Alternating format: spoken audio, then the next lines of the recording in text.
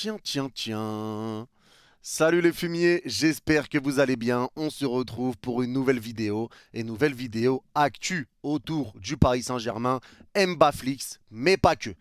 Le Mbaflix, ça nous avait manqué, mais on ne va pas parler que de ça. Il y a des petites choses qui sont sorties dont je vais vous parler dans cette vidéo. On parlera également du dossier Ousmane Dembélé, Randal Kolo Muani, Gonzalo Ramos et du dossier Harry Kane également, auquel je crois toujours tant qu'il n'y a pas d'officialisation. Je suis peut-être fou, mais personnellement, j'y crois. Mais avant de parler de tout ça, merci à ceux qui prendront 2 secondes pour mettre le petit commentaire et le pouce bleu pour le référencement. Vous êtes les GOAT. Et on est tout de suite parti. Kylian Mbappé devrait de nouveau être écarté lundi. Il continuera de s'entraîner avec les indésirables du PSG malgré le retour de l'effectif parisien. Alors, déjà pour cette information, j'ai envie de dire que le club tient sa parole. Le club avait dit à Kylian Mbappé, c'est soit tu prolonges d'une saison, et tu pars au Real Madrid en 2024 comme ils veulent faire, c'est ce que Mbappé veut faire. Donc soit tu prolonges jusqu'en 2025 et en 2024 il y a une clause dans le contrat qui fait que si tu veux partir, tu pars. Comme ça le PSG récupère de l'argent. Ou tu pars maintenant et le PSG récupère de l'argent. Mais tout ce que le club demandait, c'était que Mbappé ne parte pas libre, parce que sinon le club aurait des difficultés avec le fair play financier. Le problème, c'est qu'Mbappé n'a jamais réellement répondu à toutes ces demandes, etc. On sait qu'il y a des questions de primes à la signature avec le Real, etc. Donc le club lui a mis l'ultimatum, s'il reste, il sera sur le banc et il sera écarté du groupe. Ils l'ont déjà fait pour la tournée au Japon et ils le refont à l'heure où on parle, alors que le championnat commence la semaine prochaine. Donc Mbappé est clairement dos au mur. Maintenant, il le sait, s'il reste au Paris Saint-Germain, le club ne le fera pas jouer. Et on connaît les dirigeants parisiens, quand ils ont quelque chose dans la tête, ils vont aller jusqu'au bout de leur idée. On le sait. Donc Mbappé, s'il veut jouer cette saison, il devra aller au Real Madrid. La question va être de savoir, est-ce que lui va être prêt à passer toute une saison sur le banc et mettre une année de sa carrière en suspens pour les primes, etc. On verra bien, mais en tout cas, le club ne baissera pas la tête. Et on parle également du fait qu'il serait absent du groupe contre Lorient pour la première journée de Ligue 1. Donc Mbappé ne serait même pas convoqué, il ne serait même pas sur le banc. On verra ce que ça donnera par la suite. Mais moi, je vous pose la question, est-ce que pour vous, si Mbappé force pour rester et partir libre en 2024, est-ce que vous le mettez sur le terrain ou est-ce que vous le laissez sur le banc comme le club est en train de faire? Parce que je rappelle que si Mbappé part libre, il nous met dans la merde avec le fair play financier. Donc maintenant, le club, je ne les vois vraiment pas faire marche arrière. Ils sont clairement dans leur idée, dans leur optique de laisser Mbappé en dehors du groupe et ils ont le droit. Ils ont le droit de le faire, comme Mbappé a le droit de partir libre. Le club a le droit de ne pas se servir de lui. Dans le loft, il faut minimum 10 joueurs et croyez-moi que les 10 joueurs, ils y sont.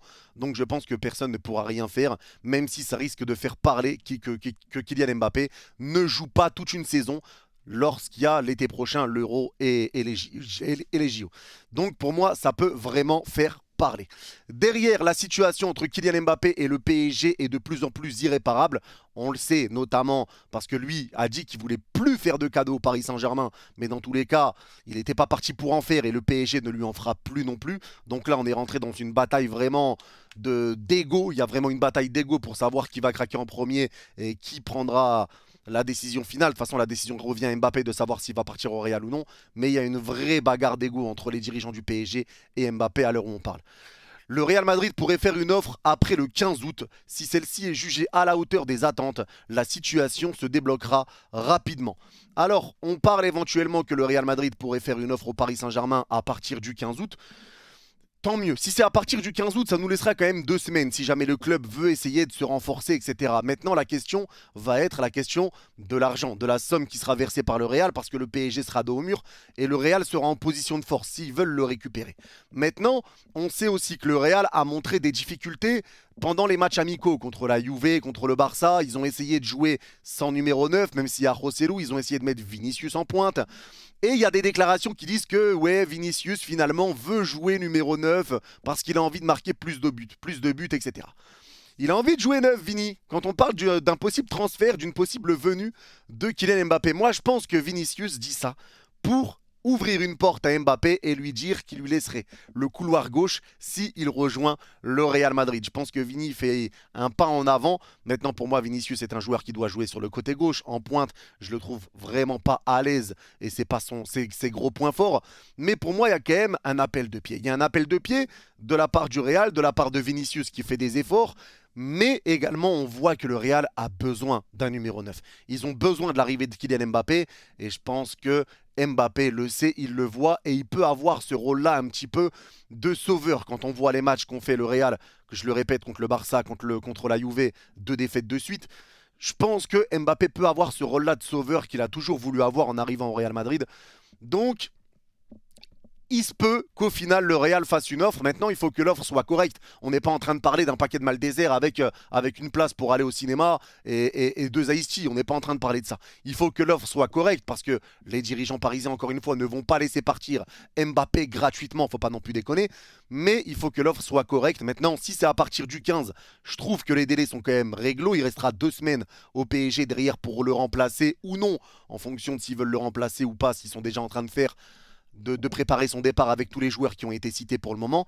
On verra bien. Mais en tout cas, on verra ce qui se passera le 15 août, si une offre tombera sur la table. Mais pour moi, ça me semble correct. Surtout que cette photo est sortie aujourd'hui. Kylian Mbappé en compagnie de Rodrigo, que Rodrigo a mis sur ses réseaux sociaux.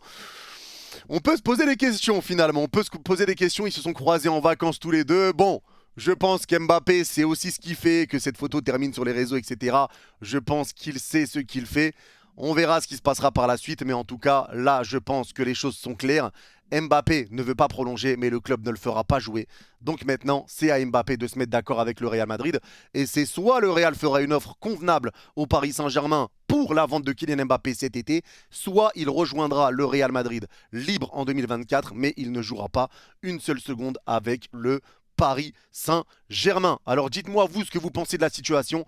Mais bon, là ce dossier, ça fait quand même 2 mois qu'il dure et on va encore se le coltiner pendant tout le mois d'août. Je vous tiendrai au courant s'il y a d'autres choses très importantes qui sortent. Mais pour l'instant, c'est tout ce qu'on a et je pense que ça va commencer vraiment à aller très très vite. Et je pense qu'il ira au Real Madrid dès cet été.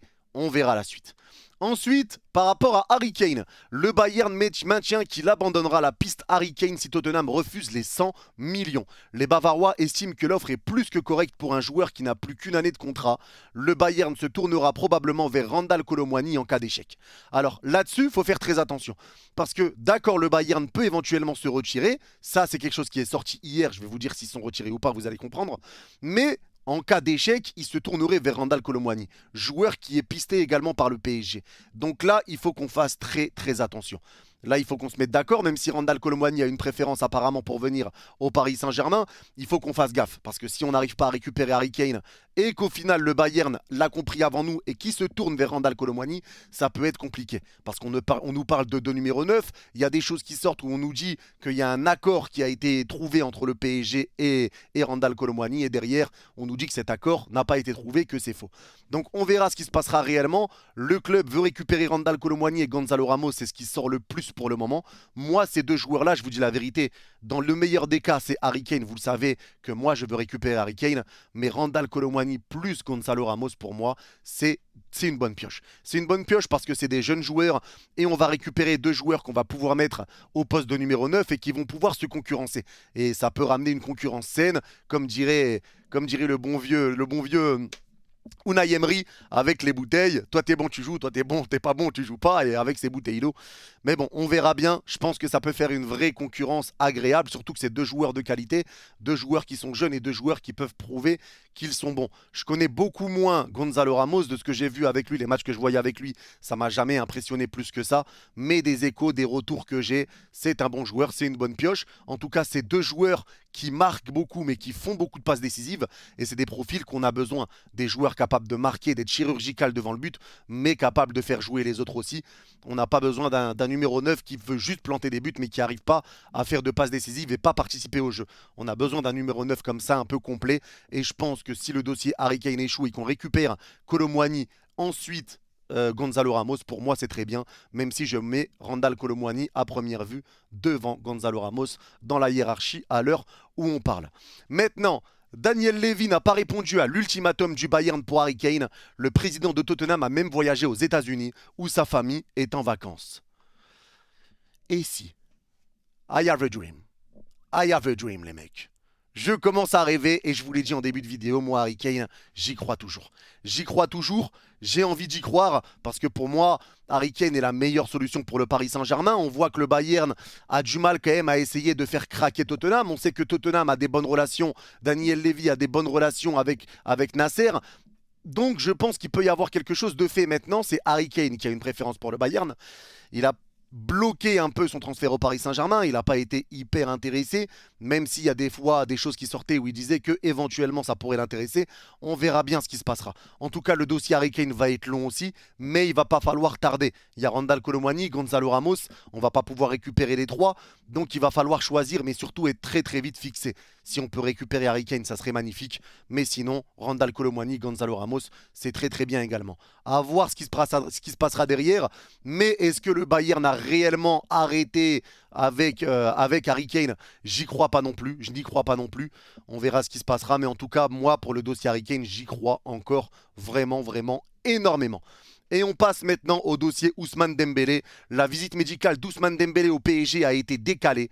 La raison, les dirigeants du Barça tardent à envoyer les documents à Paris. Alors là, on est un peu dans un cas qui est un peu similaire au cas Ziyech, des dossiers qui ont du mal à arriver, qui mettent du temps, etc.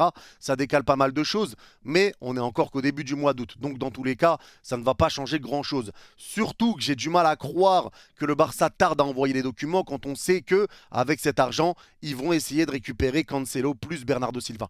La vente de Dembélé peut débloquer des choses aussi de leur côté. Donc ils ont de quoi se refaire, se retourner également, même si City ne veut pas. Bernardo Silva, ils ne veulent pas le lâcher. Ça a été dit encore une fois, ils ne veulent pas négocier pour Bernardo Silva, même auprès du FC Barcelone. Avec le départ de Mahrez, ça me semblait évident. Et même dans tous les cas, les négociations PSG-Manchester City, c'était compliqué. Mais là, même avec le Barça, ils ne veulent pas négocier. Donc on verra ce qui se passera. Mais moi, maintenant, je pense que l'officialisation, comme l'a dit Jamel, le transfert d'Ousmane Dembélé ne devrait pas être officialisé avant minimum lundi. Ça a pris un peu de retard, ça devait être fait ce week-end, mais ça va être fait. Le transfert n'est pas mort, c'est quasi bouclé. Il manque que l'officialisation. On ne sait pas si la visite médicale a été faite ou non, apparemment elle n'a pas été faite. Mais on verra quand est-ce que le club va officialiser Ousmane Dembélé. C'est des petits détails à régler et des détails qui vont être réglés. Il faut juste prendre son mal en patience. Mais Dembélé sera bel et bien parisien la saison prochaine.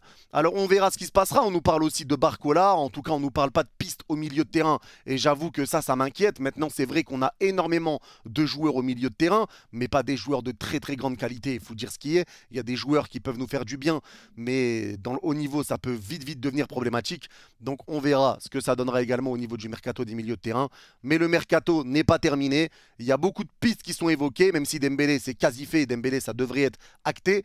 Maintenant, on verra. Est-ce que Gonzalo Ramos, Kolo Muani, Harry Kane, qui viendra? Mbappé partira pas? Il y a encore un très gros flou autour de notre équipe pour la saison prochaine. On verra ce qui se passera jusqu'au 31 août. En tout cas, comptez sur moi pour vous tenir au courant dès que les choses évoluent. Et encore une fois, merci à ceux qui ont regardé la vidéo jusqu'au bout. N'hésitez pas à me dire en commentaire votre point de vue à vous. Je regarde tous les commentaires, vous inquiétez pas.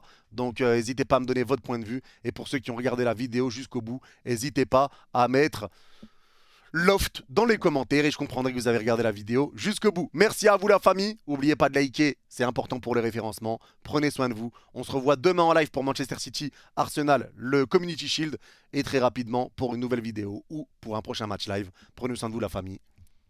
Bye bye.